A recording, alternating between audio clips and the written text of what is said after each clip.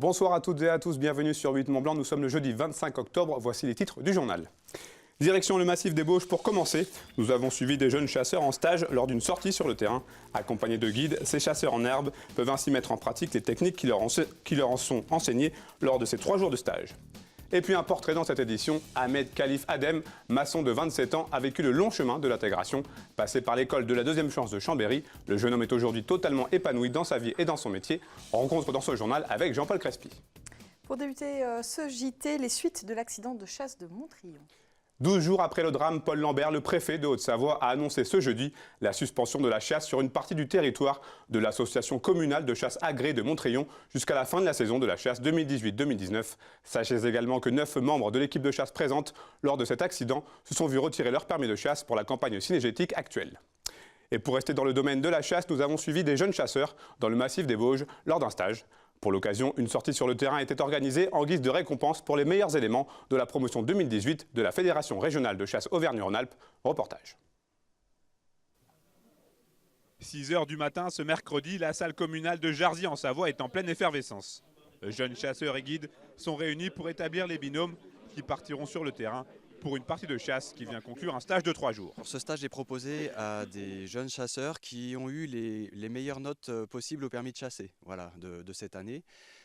Donc ce sont de jeunes permis, l'âge à la limite importe peu, ce qui importe pour nous c'est la fraîcheur entre guillemets, le fait que ce soit de nouveaux arrivants dans le monde de la chasse. Les jeunes vont partir accompagnés d'un guide pour aller sur un secteur et ils vont mettre en pratique les connaissances et les consignes qui leur ont été données au cours de ces 2 jours.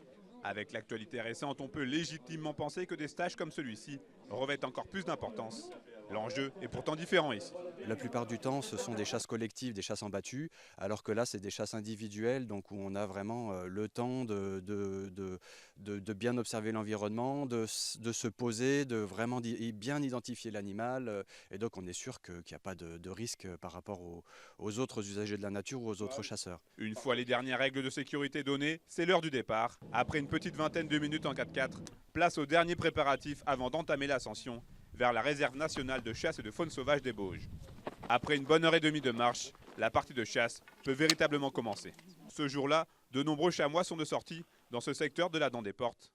Commence alors pour le jeune chasseur et son guide un long travail d'approche et d'observation. Une période qui peut durer de très nombreuses minutes, car pour ce stage, de nombreux critères sont mis en place. Dans cette réserve, on chasse, mais ce n'est pas vraiment de la chasse, c'est des prélèvements qui sont à but scientifique aussi. Tous les prélèvements seront après analysés sur des prises d'ADN, des mesures biométriques, etc. sur les animaux. On ne va pas tirer le premier chamois venu. On a vu des chamois très près qu'on aurait très bien pu tirer, mais qui n'étaient pas dans nos critères, qui étaient soit trop jeunes, soit des mâles trop âgés. Mais l'inexpérience ou la très faible expérience des jeunes chasseurs, ça les limite un peu sur la rapidité d'exécution, etc. On doit prendre plus de temps et les animaux ne nous attendent pas forcément sagement. Donc voilà, on est un peu moins efficace qu'avec un chasseur expérimenté. En effet, Odile Tremblay, notre jeune chasseuse du jour, n'aura pas eu le loisir de tirer lors de cette sortie sur le terrain. Mais sa déception a vite été effacée par les émotions vécues. J'ai visé le chamois, on l'a approché, j'étais prête à tirer et donc j'ai eu toutes les sensations effectivement. On a le stress, on ne sait pas si on va pouvoir tirer l'animal correctement aussi. Donc voilà, il fallait aussi attendre. C'était une expérience à vivre, effectivement. Les 16 jeunes chasseurs de cette promotion 2018 de la Fédération régionale des chasseurs d'Auvergne-Rhône-Alpes sont donc prêts pour incarner la relève. Les chiffres du chômage sont tombés. 36 780, c'est le nombre de demandeurs d'emploi tenus de rechercher un emploi et sans activité enregistrés en Haute-Savoie pour le 3e trimestre 2018. C'est ce qu'on appelle les personnes en catégorie A, un chiffre qui représente une augmentation de 1% par rapport au trimestre dernier. Pour la Savoie, ce chiffre est légèrement en baisse au 3e trimestre 2018. Le nombre de demandeurs d'emploi de cette catégorie A s'élève à 19 260, soit une diminution de 0,2 sur un trimestre. Ce mercredi a eu lieu l'inauguration du quartier transformé du Livron à Annemasse. La première étape avait commencé en 2007 avec la démolition de la barre Jean-Baptiste Charcot. Après des années de reconstruction et de réhabilitation, les habitants voient les derniers aménagements se concrétiser. Reportage complet de Juliette Vincent-Seigné dans le journal ce vendredi. Un colloque européen sur l'insertion et l'habitat avait lieu ce jeudi.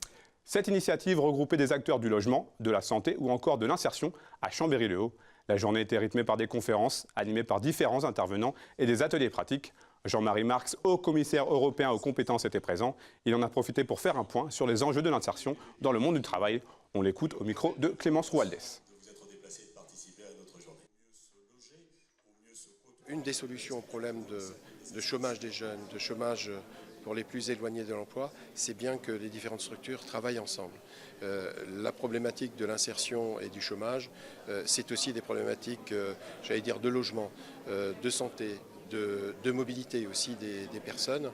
Et donc le fait d'avoir cette manifestation, je crois que c'est une des premières initiatives communes aux différentes structures, me paraît particulièrement intéressante. Et donc ce qui va être important aussi, c'est tout l'accompagnement pendant ce parcours. Il ne faut pas les laisser seuls et il faut les accompagner et puis enchaîner finalement les différentes mesures pour les emmener vers l'emploi en ayant en fin de parcours finalement une grande proximité avec l'entreprise. Et si je prends l'exemple là d'aujourd'hui, nous avons des écoles de la deuxième chance et des régies de quartier. Nous avons d'un côté des écoles, pas classiques, bien évidemment avec des méthodes pédagogiques particulières, mais nous avons aussi des structures d'insertion par l'activité économique, et ce qui permet de faire le lien avec l'emploi ordinaire. Il faut recomposer un peu l'acte de formation, donc il y a un énorme enjeu de transformation du système de formation professionnelle. Et en marge de ce colloque, Jean-Paul Crespi a rencontré Ahmed Khalif Adem, un jeune maçon de 27 ans qui a vécu le long parcours de l'intégration. Apprentissage de la langue, formation professionnelle à l'école de la deuxième chance de Chambéry, recherche d'emploi et de logement. Il se souvient du long chemin qu'il a suivi pour se reconstruire. Rencontre avec un homme heureux de sa réussite avec Jean-Paul Crespi. Si Ahmed raconte aujourd'hui son histoire avec le sourire, il n'oublie pas son arrivée sur le sol français en provenance de Somalie. En 2011, il fuit la guerre et ses atrocités et obtient après des mois d'attente son statut de réfugié politique. Un accueil qu'il vit comme un apaisement.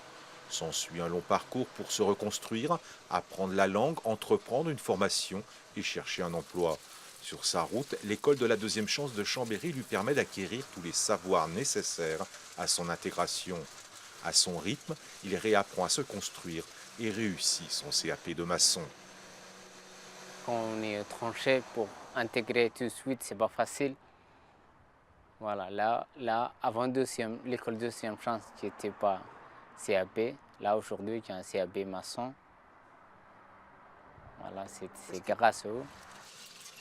Aujourd'hui, Ahmed est autonome et travaille comme apprenti dans une entreprise de BTP.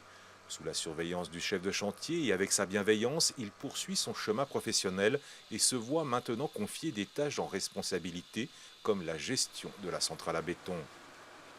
Là, aujourd'hui, voilà, mon famille, ils sont là, moi je travaille. Là, aujourd'hui, j'ai un CAP maçon.